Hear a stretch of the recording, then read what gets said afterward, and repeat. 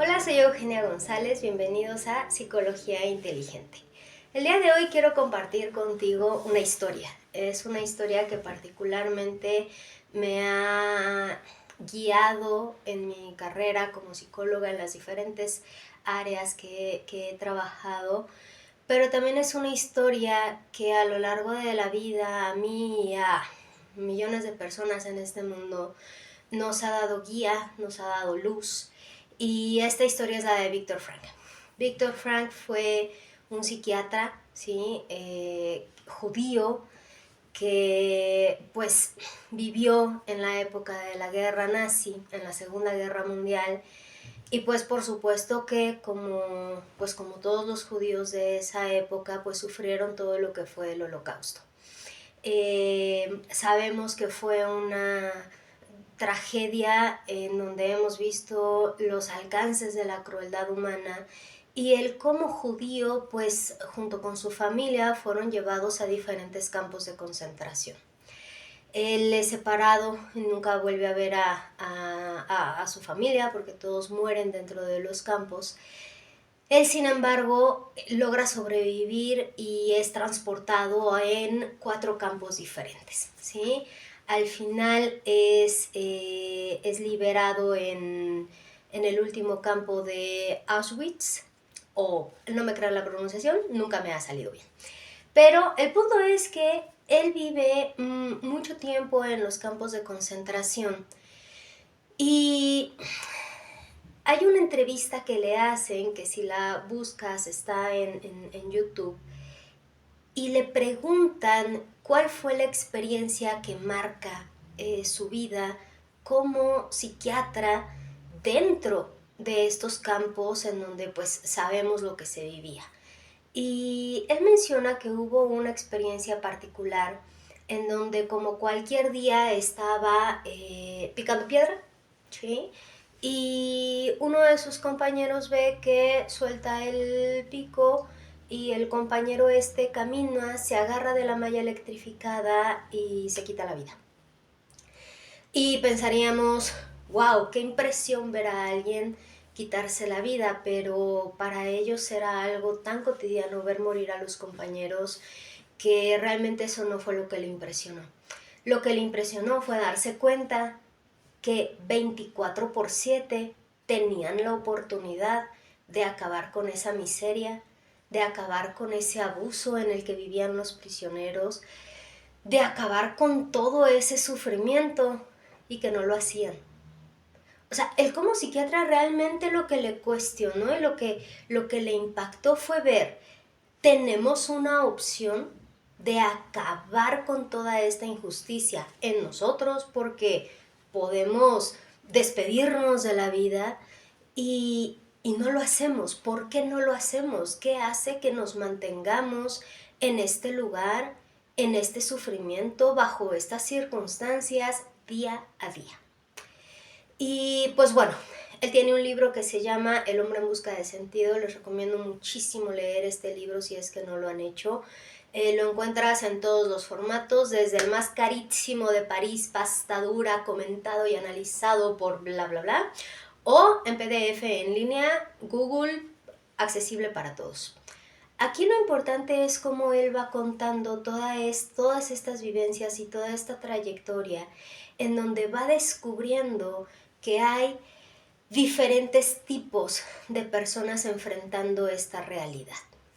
Están los que no encuentran una razón para resistir, los que no encuentran de dónde agarrarse para continuar y son los que efectivamente terminan quitándose la vida de manera directa, como este compañero en la malla electrificada, o bien simplemente teniendo conductas temerarias para que el malo los matara, o simplemente dejando de comer, ¿no? O sea, lo nada que les daban, pero incluso eso nada, entraban en esta apatía por la vida hasta que morían.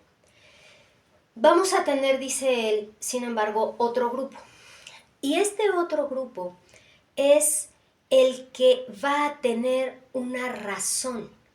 Y a partir de aquí él va a recordar una frase que le llama mucho la atención desde mucho tiempo atrás de Nietzsche, que dice: el que tiene un para qué sobrevivirá y soportará casi cualquier cómo. Palabras más, palabras menos. Y entonces empieza a reflexionar y dice: sí, cierto, el que tiene un para qué, ¿eso qué significa? Que tengo un sentido para llegar al día siguiente. Y este sentido para llegar al día siguiente es a lo que él le va a llamar el sentido de vida. De manera que las personas que lograban tener un para qué, tener un objetivo que a lo mejor podía ser esperar el día de la libertad para buscar a su familia, terminar sus estudios, hacer X o Y investigación, vengarse de los alemanes, ¿no? O sea, aquí el asunto era tener un motivo para llegar al día siguiente. Entonces, esa va a ser la primer clave, ¿sí? Él nos va a presentar como una forma de resistir esas circunstancias difíciles, dolorosas, que tú no puedes cambiar, ¿sí? Nos va a presentar una clave que va a ser: ten un sentido de vida, ten un para qué. Sin embargo, no se queda ahí. Hace como una especie de escala de qué tan trascendente es tu sentido de vida, ¿sí? Qué tan trascendente es tu motivación. Y por trascendente nos vamos a referir a lo más humano, a lo más noble, al amor, a lo más bueno. Entonces, mientras más noble, bueno sea tu sentido de vida, va a resistir mucho más tiempo en las circunstancias adversas y en el tiempo. De manera que aquel que quería vengarse de los alemanes, pues a lo mejor va a resistir poco. Pero aquel que quería salir para demostrarle al mundo que todavía existe bondad, para salir y conectar otra vez con esa libertad, pues es una persona que va a tener un motivo de vida que va a resistir mucho más tiempo porque está pensando en cosas buenas. El que quería salir para terminar esa investigación de ese medicamento que iba a ayudar para curar alguna enfermedad y ayudar a los otros, por supuesto que es un motivo que es mucho más resistente porque tiene que ver con la trascendencia del hombre, tiene que ver con todo lo bueno que hay en la persona. Y pues bueno, dentro de estas reflexiones ya personales, a partir de todo esto que él nos plantea, yo encuentro un tercer grupo, ¿sí? Y este tercer grupo es esos testimonios que encontraron esa plenitud y ese sentido dentro de los mismos campos. Esos que ahí encontraban cómo hacer el bien. Y de estos tenemos muchos testimonios. Hay películas que se han hecho de, por ejemplo, sacerdotes que estaban en estas condiciones y que dieron su vida por algún otro compañero, ¿sí? Y que entonces dentro de los campos se encuentran ese sentido de amor, de dación de sí mismo, de dar la vida por alguien más, y eso por supuesto que los lleva a la plenitud. Y de esta manera vamos a tener diferentes testimonios. Yo recuerdo uno que vi que les quiero compartir de una abuelita que es invitada a dar una charla de psicología justamente porque es sobreviviente de los campos. Y entonces ella cuenta que su mamá tenía un chocolate guardado, ¿sí? Al parecer en diciembre les daban un chocolate como de, uy, feliz Navidad. Y pues bueno, ella lo tenía guardado. Y le decía a su hija: este chocolate lo vamos a guardar para cuando llegue ese momento súper importante, y este chocolate lo vamos a guardar para cuando sea la liberación o realmente ocurra algo que valga la pena celebrar. Ya casi para el final estaba junto con otra señora y estaba esta señora con su bebé y estaba muriendo de frío y estaba muriendo de hambre, de hipotermia. La mamá habla con la hija tendría en ese entonces 6 años, y le dice que si le quiere compartir su chocolate al bebé. Y esta niña de momento como que no entendía muy bien, pero la convicción con la que la mamá le compartía ese bien que le podían hacer para salvar a ese bebé, la contagió y dijo, sí mamá, démosle el chocolate. Y entonces, pues ya años después está esta abuelita contando su testimonio y de entre el público se levanta una persona, levanta la mano y dice, yo soy ese bebé, ¿sí? Yo soy ese bebé al que le salvaste la vida y gracias, ¿no?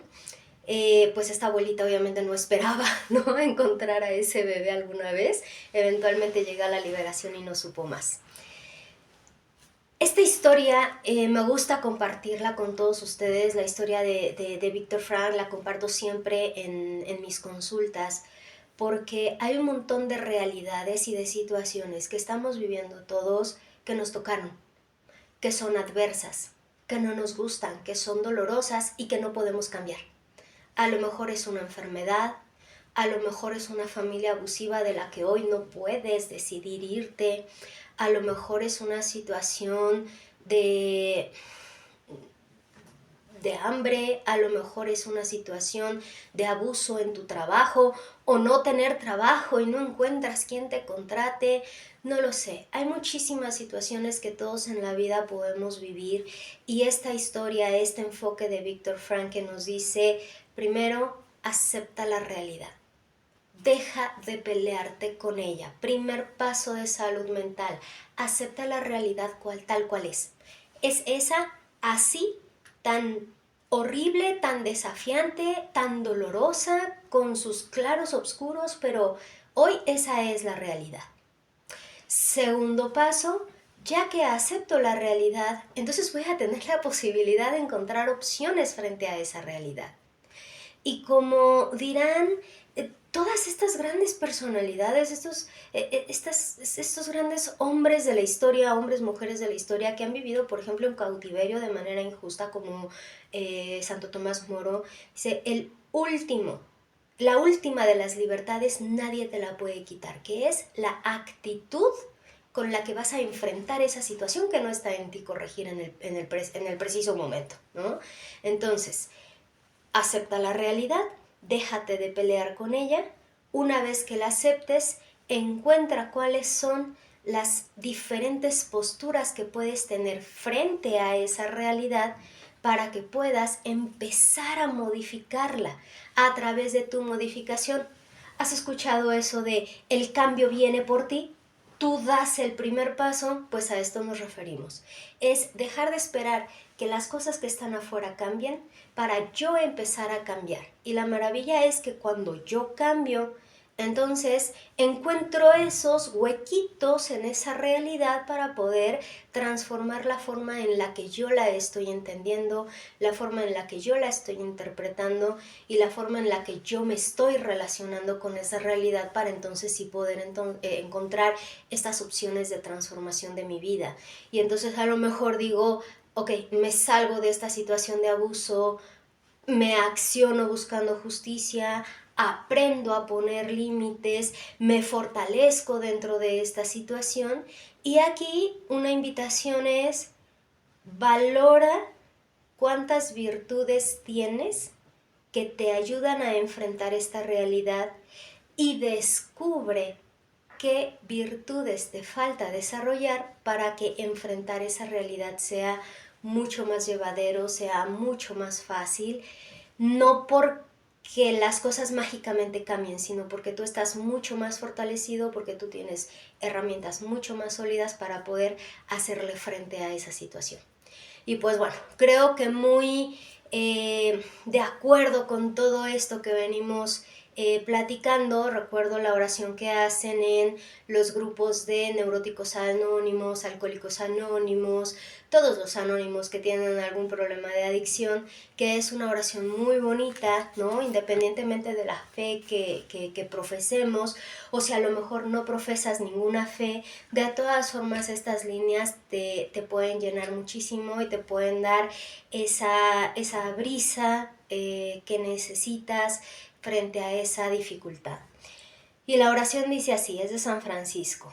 Señor, dame serenidad para aceptar lo que no puedo cambiar. Si yo estoy piense y piense y piense y piense, pierdo la paz. Entonces hago pausa mental y encuentro esa serenidad para aceptar lo que no puedo cambiar. Fortaleza, valor para cambiar lo que sí soy capaz. Aquí tengo que dejar de justificarme, tengo que dejar de echarle la culpa al otro, aunque la tenga. Es yo en qué me fortalezco y tomo el valor para accionarme a un mejor lugar. Y por último, sabiduría para entender la diferencia, porque muchas veces hay cosas que sí puedo cambiar, pero estoy tan cansado de la situación, estoy tan ciclado que no lo estoy descubriendo. Y precisamente por eso es importante trabajar en nuestra salud mental, trabajar en nuestra inteligencia emocional, hacer una pausa en el camino, aunque sea de 5 minutos al día, para poder descubrir qué puedo agradecer, descubrir qué necesito soltar, descubrir qué puedo aceptar y qué puedo cambiar para conquistar un estado de paz y eventualmente llegar a ese estado de plenitud y felicidad que todos anhelamos. Y pues bueno, esa es la historia que quería compartir contigo el día de hoy. Espero que estas pautas, estas reflexiones te ayuden en esa situación que estás viviendo el día de hoy. Y gracias por estar acá. Te recuerdo que te invito a suscribirte al canal, activar tu campanita, compartirlo con tus amigos y con tus familiares y nos vemos la próxima semana.